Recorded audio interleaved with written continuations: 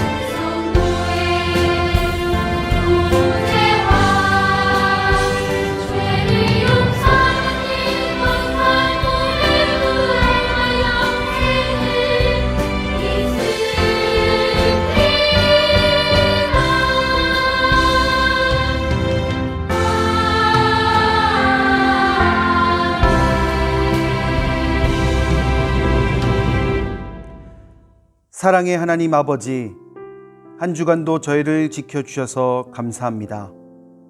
우리에게 예수님을 보내주셔서 생명을 얻게 해주시고 하나님의 자녀가 되는 권세를 주시니 감사합니다.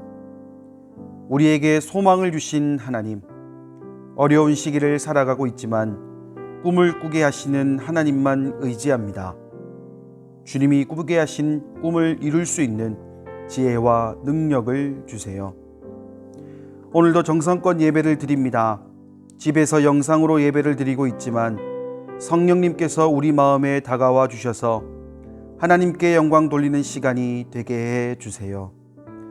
말씀에 집중할 수 있도록 도와주시고 찬양과 기도를 통해 닫혀있는 우리의 마음을 열어주세요. 모든 말씀 예수님의 이름으로 기도드립니다. 아멘. 사도행전 9장 3절에서 9절 말씀. 사울이 길을 가다가 다메섹에 가까이 이르더니 호련히 하늘로부터 빛이 그를 둘러 비추는지라. 땅에 엎드러져 들음에 소리가 있어 이르시되 사울아 사울아 내가 어찌하여 나를 박해하느냐 하시거늘 대답하되 주여 누구시니까 이르시되 나는 내가 박해하는 예수라. 너는 일어나 시내로 들어가라. 내가 행할 것을 내게 이를 자가 있느니라 하시니 같이 가던 사람들은 소리만 듣고 아무도 보지 못하여 말을 못하고 서 있더라. 사울이 땅에서 일어나 눈은 떴으나 아무것도 보지 못하고 사람의 손에 끌려 다메섹으로 들어가서 사흘 동안 보지 못하고 먹지도 마시지도 아니하니라. 아멘.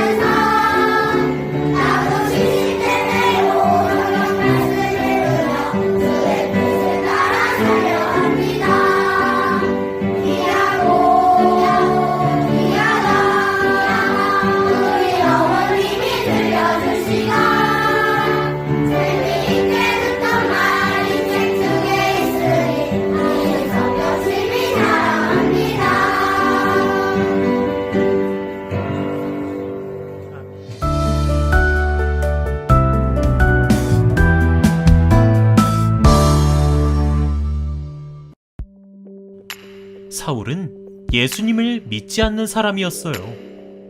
예수님을 하나님의 아들이라고 하는 것은 하나님을 모욕하는 일이라고 생각했지요. 그날도 예수님을 믿는 사람들을 잡으러 다메섹에 가는 길이었어요. 갑자기 하늘로부터 환한 빛이 사울을 둘러 비추었어요. 사울은 땅에 엎드러지고 소리가 들렸어요. 사울아, 사울아, 네가 왜 나를 핍박하느냐? 주님, 누구십니까? 나는 네가 핍박하는 예수다. 사울은 예수님을 만났어요. 예수님을 만난 후 사울은 눈을 떴지만 앞을 볼 수 없었어요. 사울은 3일 동안 보지도 못하고 먹지도 않으며 기도했어요. 한편 다메섹에 아나니아라는 제자가 있었어요. 아나니아는 주님의 뜻에 따라 사울을 찾아가 기도해 주었어요. 그러자 사울의 눈에서 비늘 같은 것이 벗어져 다시 볼 수 있게 되었고, 사울은 아나니아에게 세례를 받았어요. 사울이 달라졌어요. 예수님을 믿고 복음을 전하게 되었어요. 이처럼 복음은 사람을 변화시켜요. 할렐루야! 우리 아동부 친구들 한 주 잘 보냈어요? 뉴스를 보니까 이제 고3 언니 오빠들부터 시작을 해서 이제 학교 등교가 시작된다고 들었습니다. 그리고 이번 주부터는 초등학교 1학년, 2학년 친구들부터 이제 점차적으로 학교를 나간다고 들었어요. 우리 친구들 많이 기대했고 또 많이 걱정도 했겠지만 우리 주님께 다 맡기고 또 우리 일상으로 돌아갈 수 있는 우리 친구들 되었으면 좋겠어요. 두렵고 떨리는 마음이 분명히 있을 겁니다. 그런데 그 두렵고 떨리는 마음보다 우리 친구들을 사랑하시는 그 하나님의 마음이 더 크다는 것을 잊지 않고 이제 새롭게 시작되는 2020년의 1학기를 잘 나아가는, 또 2020년의 1학기가 우리 친구들 인생 가운데에 가장 행복하고 가장 추억이 많고 또 가장 열심히 학업과 교회 생활을 했다라는 기억이 남을 수 있도록 최선의 노력을 다하는 우리 친구들 될 수 있기를 또한 간절히 소망합니다. 아멘. 오늘 우리 친구들과 목사님이 나눌 말씀을 또 함께 보기 전에 한 가지 이야기를 한번 해볼까 해요. 무슨 이야기냐? 우리 친구들 그 그릇 알죠? 그릇. 여러 가지 그릇들이 있어요. 뭐 우리가 잘 알고 있는 뭐 접시라든지 아니면 뭐 컵이라든지 아니면 뭐 이런 접시와 컵은 맞는데 모양이 되게 신기하게 생겼다든지, 아무튼 우리 주변에 가장 많이 볼 수 있는 것들 중에 하나가 바로 그릇이에요. 그런데 이 그릇은요 참 재미난 게 뭐냐면 우리가 지난번에 이야기했던 빈병과 마찬가지로 어떤 것을 담을가에 따라서 그 접시의 활용도도 달라진다는 거예요. 그리고 아까 말했던 그런 좀 이상하게 생긴 그릇도 그냥 봤을 때는 모르지만 거기에 무언가가 담겨 있으면 어떻게 돼요? 이 그릇은 이것을 담기 위해서 만들어진 것이구나 라는 생각을 할 수 있게 된다는 겁니다. 목사님이 이 얘기를 왜 하느냐?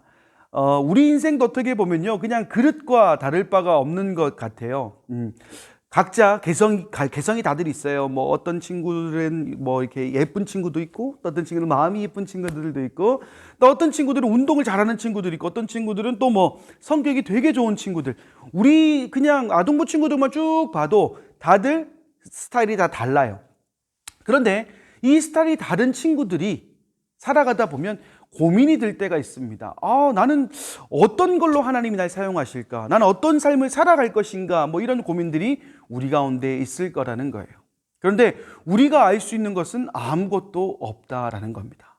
마치 오늘 본문에 등장하는 이 한 사람, 이 사울이라는 사람처럼 말입니다. 우리가 알고 있는 사울, 원래는 뭐 우리가 알고 있는 것은 바울로 알고 있지만 이 사람의 원래 이름은 사울이에요. 이 사울이 했던 일 중에 가장 핵심적인 일이 뭐였느냐라고 봤더니 예수님을 믿는 사람들을 죽이는 사람들이었어요. 이유는 다른 게 아니었어요. 그 예수님의 제자들과 같은 맥락이라고 보시면 될 것 같아요.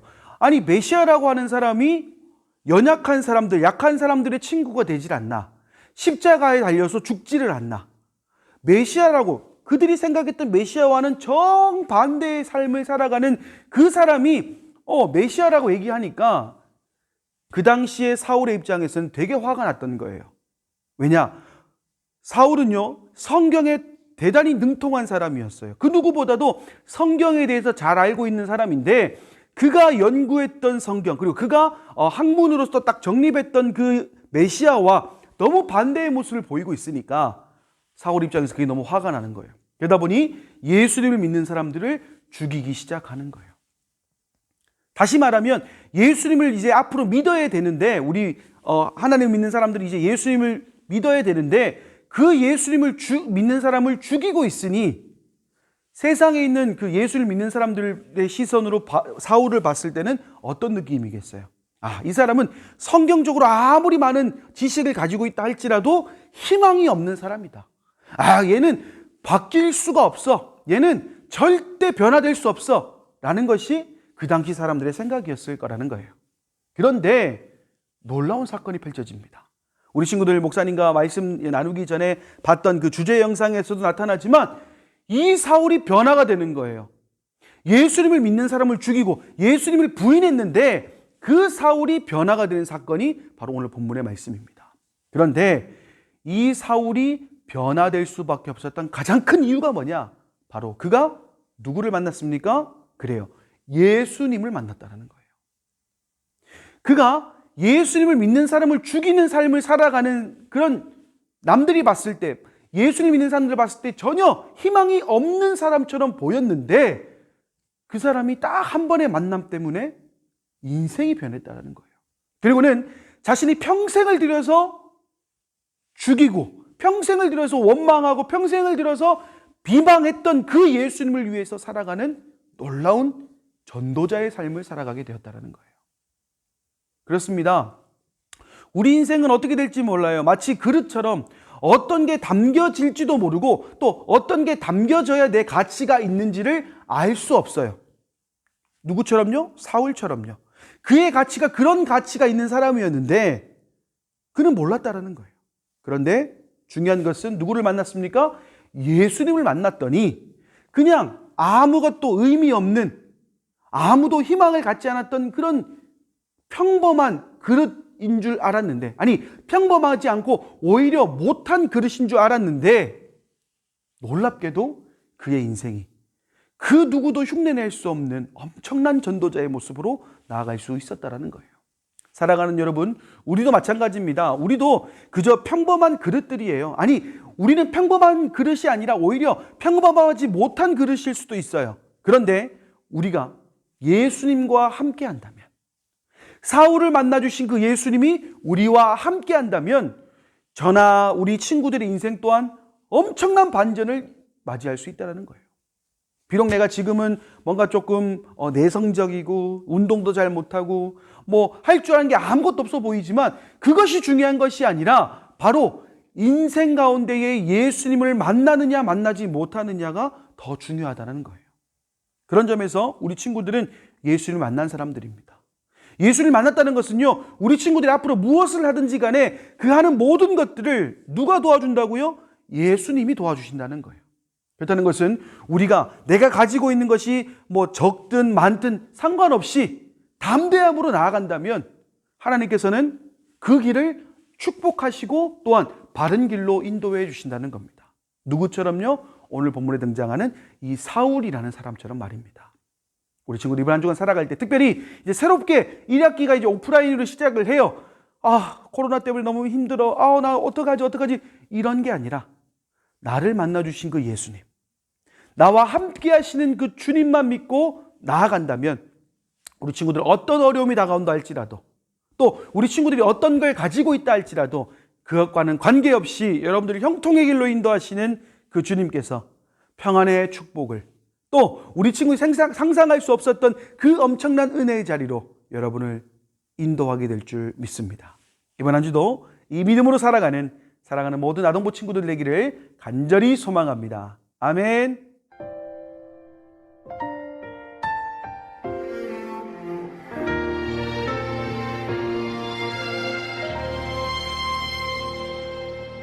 나는 하나님을 예배하는 예배자입니다.